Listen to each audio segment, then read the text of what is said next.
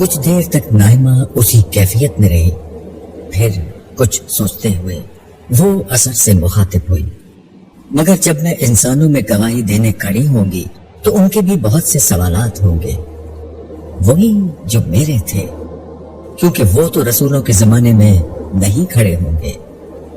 نائمہ کو یاد آ چکا تھا کہ اس کے ابتدائی 2 سوالوں کے جواب ابھی باقی ہیں۔ اس کی یہ بات اسی پس منظر میں تھی۔ ہمارا یہ سفر ابھی ختم نہیں ہوا ہے، اثر گویا ہوا، لیکن لگتا ہے کہ تمہیں اس سفر میں آگے بڑھنے سے قبل اپنے ابتدائی 2 سوالوں کے جواب بھی چاہیے۔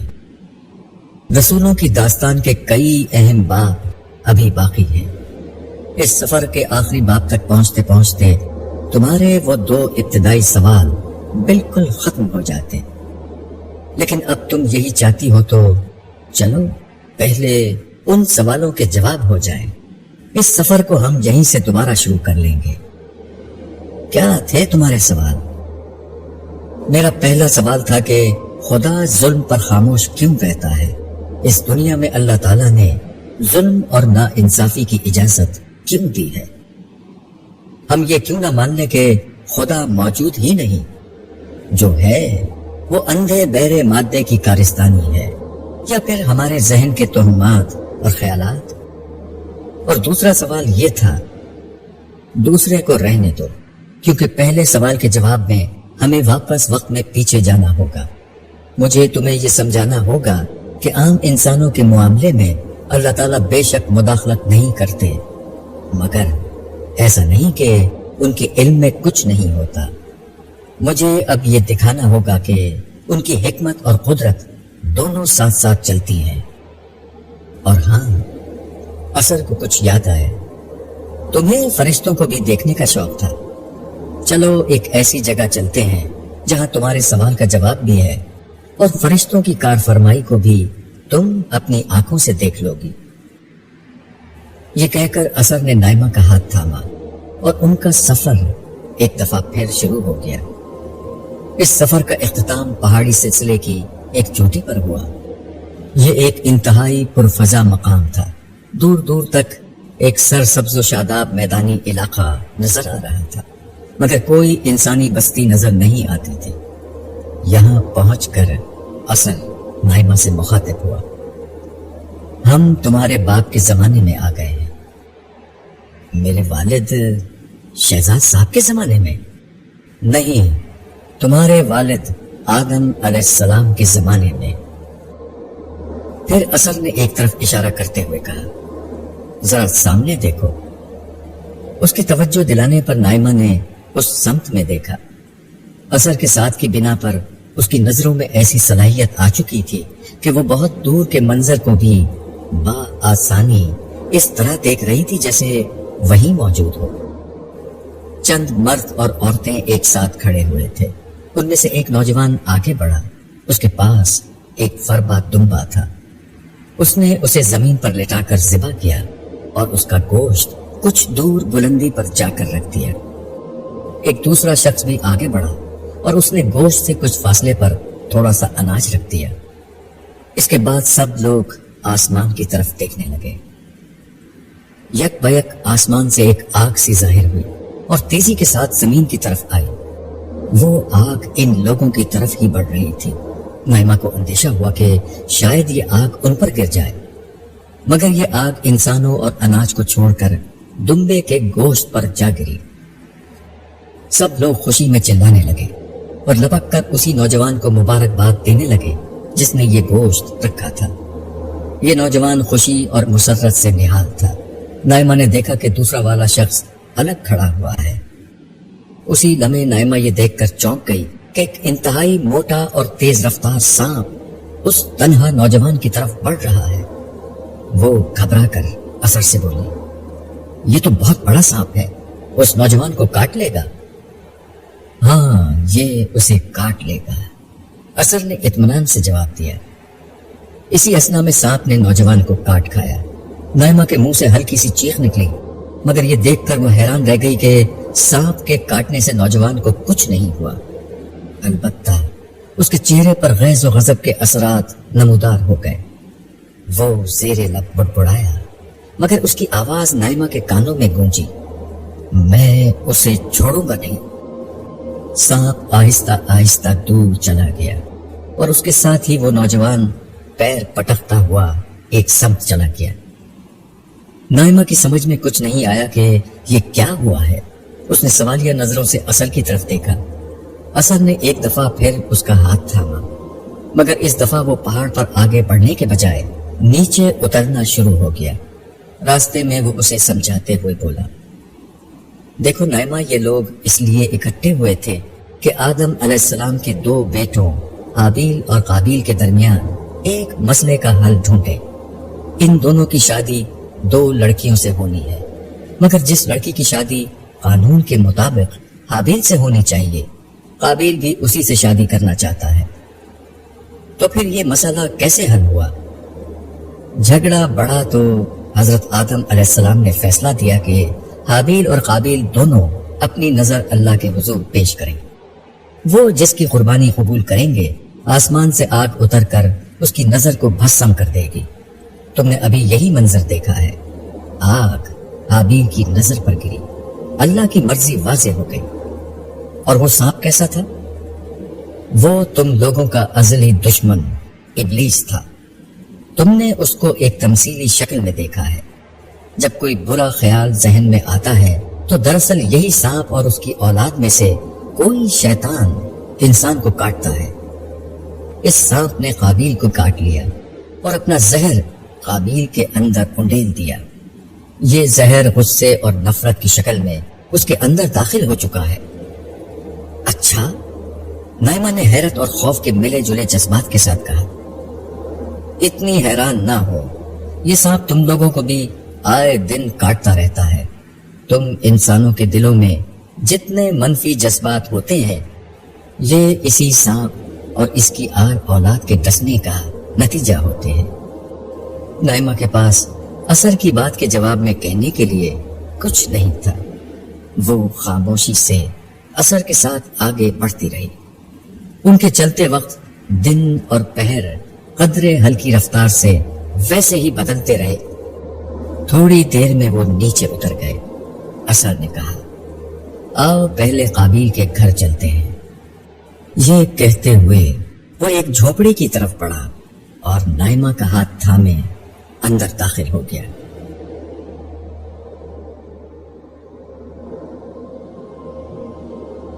काबील की बीवी इद्रा अपनी कलाई आंखों पर रखे खामोशी से लेटी हुई थी।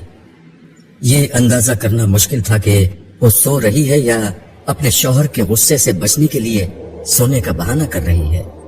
जो उसके करीब जमीन पर पांव पटकता हुआ टहल रहा था, ये हजरत हव्वा के बतन से जन्म लेने वाला आदम अलैहिस्सलाम का पहला बेटा काबील था।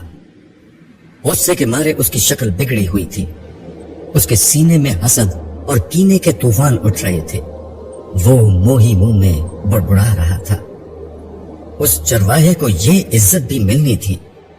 बड़ा मैं हूं, हक भी ज्यादा मेरा ही बनता है, मगर अब्बा के बाद अल्लाह ने भी उसी को तरजीह दी।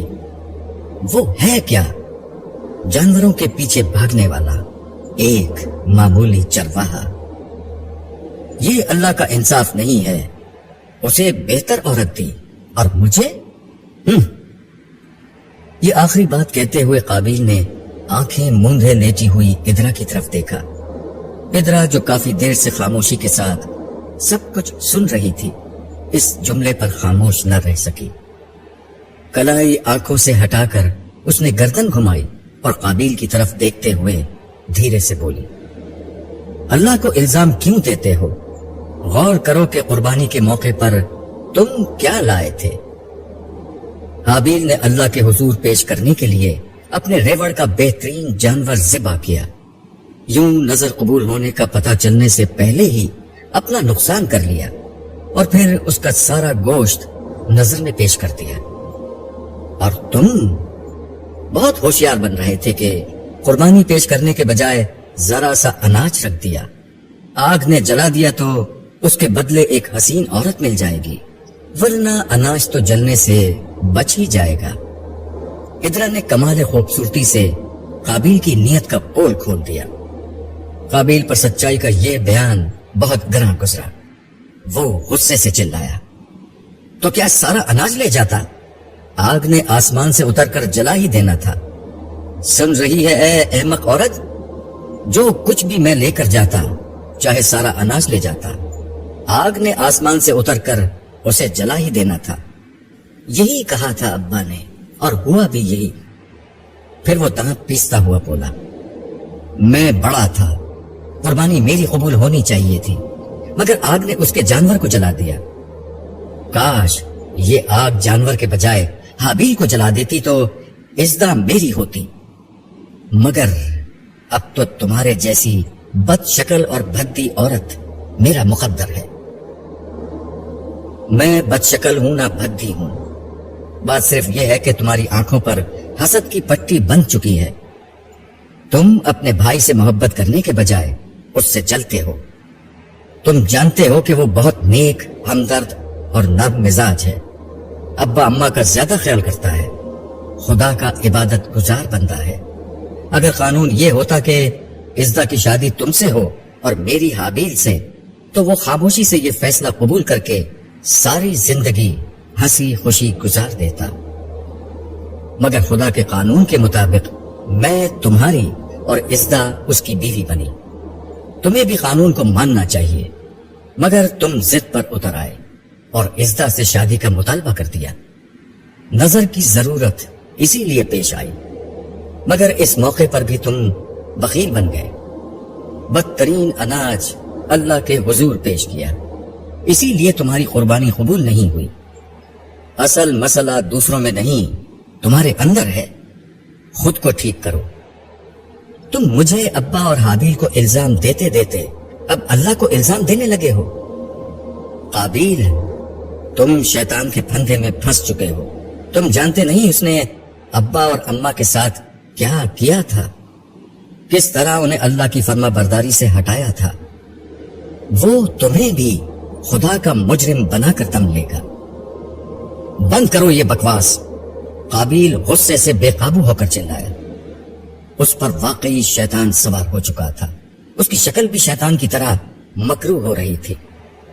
मैं अब इस फसाद की जड़ को खत्म करके ही दम लूंगा। आग ने हाबील को जलाकर नहीं मारा तो क्या हुआ, मैं उसे मार डालूंगा।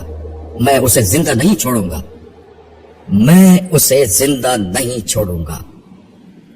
ये कहकर काबिल ने कोने में पड़ा कुल्हाड़ा उठाया और अपनी बात दोहराता हुआ घर से बाहर निकल गया। इतरा खौफजदा नजरों से उसे देखती रही। असर ने नाइमा को साथ लिया और काबिल के पीछे पीछे बाहर निकल आया। वो आगे था और ये दोनों उसके पीछे पीछे चल रहे थे। नाइमा मामले की संगीनी को समझ चुकी थी। उस पर खौफ का आलम तारी था। वो काबिल की मकरू शक्ल देखकर डर चुकी थी और उसके नापाक इरादों से खौफ सता थी। असर साथ ना होता तो न जाने उसका क्या हाल होता।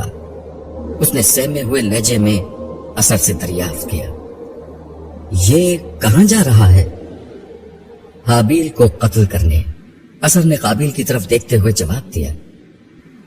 नाइमा ने देखा कि काबिल तेज रफ्तारी के साथ एक पगडंडी की तरफ मुड़ चुका है और पूरे अज़म व इरादे से कुल्हाड़ी लहराता हुआ आगे की समत बढ़ा जा रहा है। नाइमा ने घबराकर असर से कहा, आप इसे रोकते क्यों नहीं? असर ने मुस्कुराकर कहा, यह मेरा काम नहीं है। मैं सिर्फ गवाह हूं, किसी चीज में मुदाखलत नहीं कर सकता। ये अल्लाह का फैसला है। हम अपने मालिक के किसी हुक्म से सरताबी की मजाल नहीं रखते।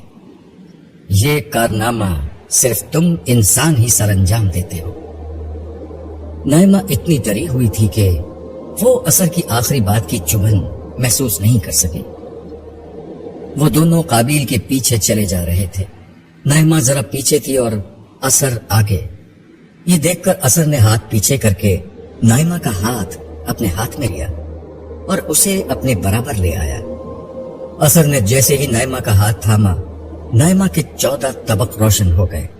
वो ये देखकर हैरान रह गई कि काबिल तन्हा पगडंडी पर नहीं चल रहा था, बल्कि उसके साथ वैसे ही दो हेवले चल रहे हैं जिस तरह उसने इब्तिदा में असर को देखा था। असर ने यही दिखाने के लिए नाइमा का हाथ थामा था। उसने खुद वजाहत करते हुए कहा, ये दो फरिश्ते हैं जो काबिल के साथ रहते हैं। काबिल जाहिर है इन्हें देख नहीं सकता। इस वक्त अल्लाह ताला की मंशा नहीं है कि काबिल को कत्ल किया जाए। वो काबिल को सोचने का एक मौका और देना चाहते हैं। इसलिए देखो अब क्या होगा।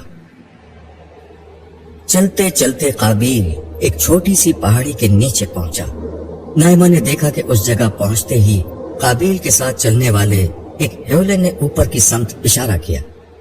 इसके साथ ही पहाड़ी से एक पत्थर लुढ़का और काबिल पर आ गिरा।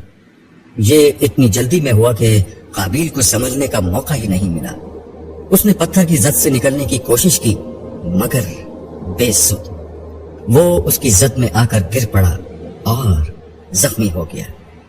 उसके मुंह से मुगल्लिजात का एक तूफान उबलने लगा। वो हाबिल को गालियां दे रहा था। नाइमा ने देखा कि बाएं हाथ के हेवले ने, जो उसके पास ही खड़ा था, कुछ लिखना शुरू कर दिया है। असर ने नाइमा को समझाते हुए कहा, तुमने देखा अल्लाह ताला की कुदरत में क्या कुछ है। अल्लाह ताला चाहे तो ये काबिल कभी अपने भाई को कत्ल नहीं कर सकता। वो 1000 तरीकों से इसे रोक सकते हैं। ये हेवला क्या लिख रहा है? ये हेवला बाएं हाथ का फरिश्ता था जो उसकी जबान से निकला हुआ एक एक लफ्ज लिख रहा था। जो मंजर तुम देख रही हो, जो कुछ काबिल ने अपनी जबान से कहा है, वो सब महफूज किया जा रहा है। कल कयामत के दिन ये सब कुछ पेश कर दिया जाएगा। इसी दौरान में काबिल उठा और बमुश्किल तमाम खुद को संभालता हुआ वापस अपने घर की तरफ रवाना हो गया। असर ने कहा, ये बाज नहीं आएगा। आओ मैं तुम्हें दिखाऊं कि ये अपने भाई को कैसे मारेगा। ये कहकर असर नाइमा का हाथ थामे तेजी से आगे बढ़ने लगा। पहर और दिन उसके साथ साथ बदलने लगे। ये इस बात का इशारा था कि उनका सफर दरअसल वक्त में आगे की समत हो रहा है। आखिरकार वो एक और खूबसूरत जगह जा पहुंचे। नाइमा ने दूर से देख लिया, एक मर्द और औरत साथ साथ बैठे हुए हैं। असर ने तारुफ कराते हुए कहा, हम कई दिन बाद का मंजर देख रहे हैं। ये हाबील और उसकी बीवी है, और वो देखो दूर से काबिल आ रहा है। नाइमा ने देखा कि काफी दूर से काबिल आ रहा है, जबकि हाबील और उसकी बीवी इज्दा काबिल की आमद से बेखबर थे। ठंडी हवा के झोंके उनके वजूद को नरमी से छूकर गुजर रहे थे। वो दोनों दरख्त के तने से टेक लगाए महव वो बेखुद बैठे थे। 400 फैले घास के मैदान में उनके जानवर चरते फिर रहे थे, मगर हाबील की तवज्जो अपने रेवड़ पर कम और इज्दा की तरफ ज्यादा थी। वो महवियत के साथ इज्दा को देख रहा था। बीच बीच में वो नजर उठाकर अपनी भेड़ बकरियों पर भी निगाह दौड़ा लेता। तुम मुझे देखना छोड़ो और अपने जानवरों की फिक्र करो, कहीं कोई भेड़िया उन्हें मार ना खाए। इज्दा एक लम्हे को रुकी, मगर हाबील की महवियत में कोई फर्क न आया। भेड़िए से ज्यादा मुझे काबिल का खौफ है। उसने कुर्बानी के बाद क्या कहा था कि वो तुम्हें मार डालेगा। ये बात कहते हुए इज्दा की आंखों में अंदेशों के साए लहराने लगे। तुम फिक्र ना करो, काबिल मेरा भाई है। वो नाराज है, मगर थोड़े दिनों में ठीक हो जाएगा। नहीं, वो ठीक नहीं होगा। इद्रा मुझे बता रही थी कि उसके इरादे अच्छे नहीं। तुम अपनी हिफाजत का कोई बंदोबस्त करो हाबील। मैं क्या करूं? अगर वो मुझे मारने के मंसूबे बना रहा है, तो क्या मैं भी उसे मारने का मंसूबा बनाऊं? वो अगर मुझे मारेगा तो इस गुनाह का बोझ वो खुद उठाएगा।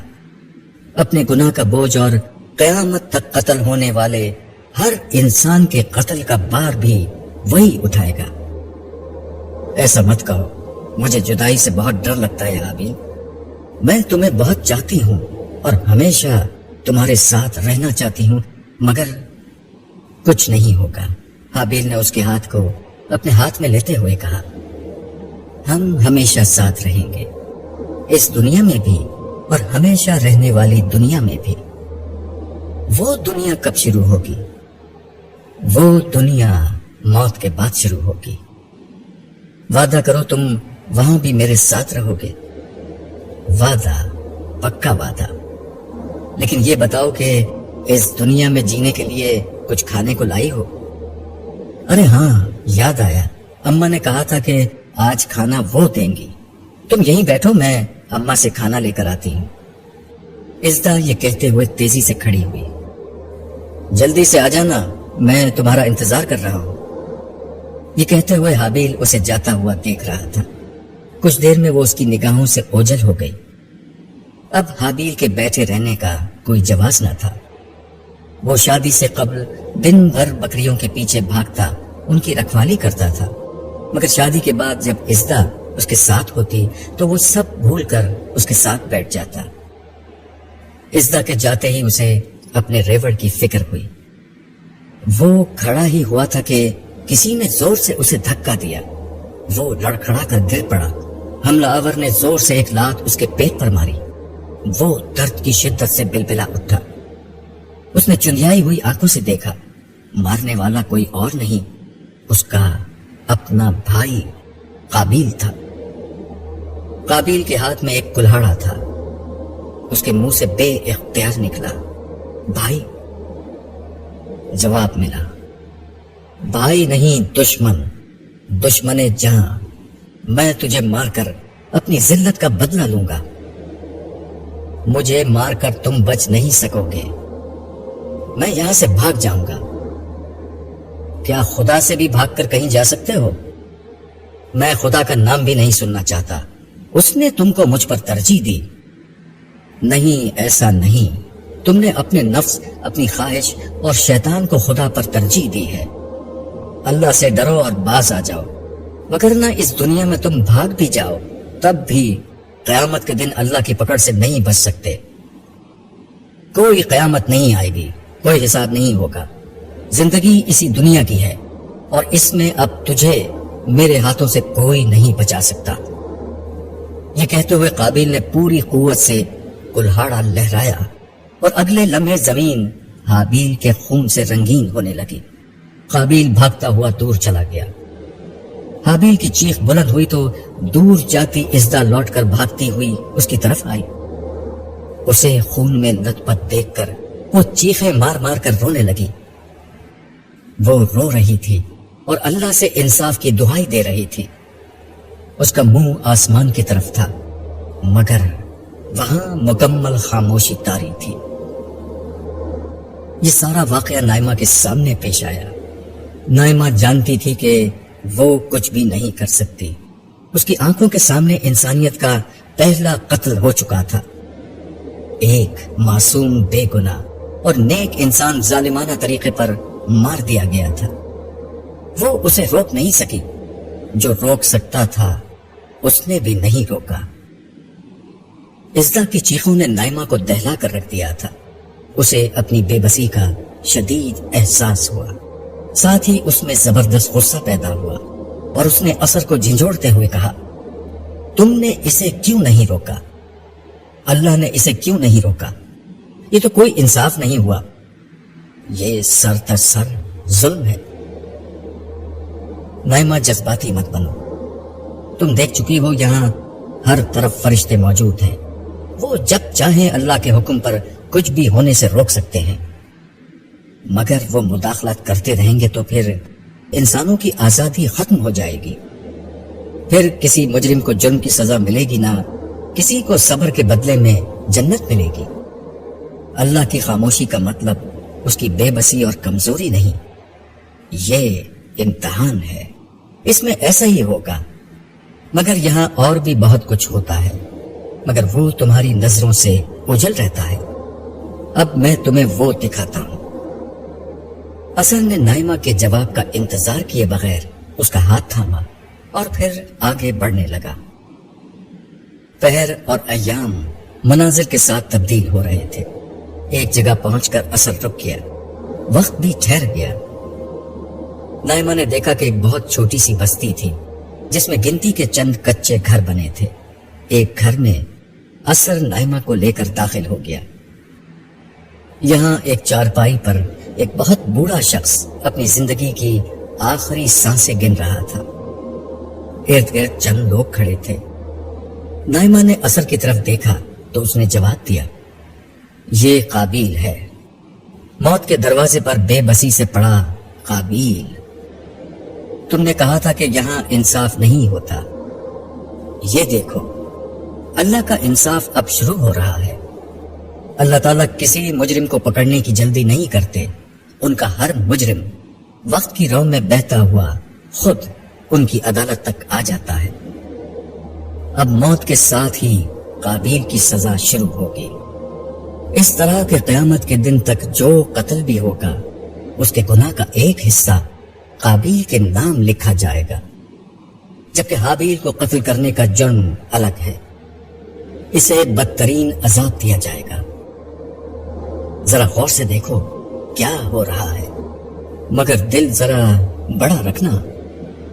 ये कहते हुए असर ने नाइमा का हाथ फिर हाथों में ले लिया, जिसके साथ नाइमा की बीनाई ने वो देखना शुरू कर दिया जो किसी और को नजर नहीं आ रहा था। इस झोपड़ी में अजाब के इंतहाई खौफनाक फरिश्ते मौजूद थे। नाइमा ने अपने ख्यालों में भी इस तरह की खौफनाक मखलूक का तसव्वुर नहीं किया था। इनको देखते ही नाइमा के बदन में थरथरी छूट गई। अजाब के ये फरिश्ते मलिकुल मौत के मुंतज़िर थे। चंद ही लम्हों में मलिकुल मौत अंदर दाखिल हुए। उनके चेहरे पर ऐसी हैबत और गुस्सा था कि नाइमा की खराब हालत और खराब हो गई। उसका जिस्म हौले हौले लरजने लगा। असर ने उसे सहारा दिया और बाहर ले आया।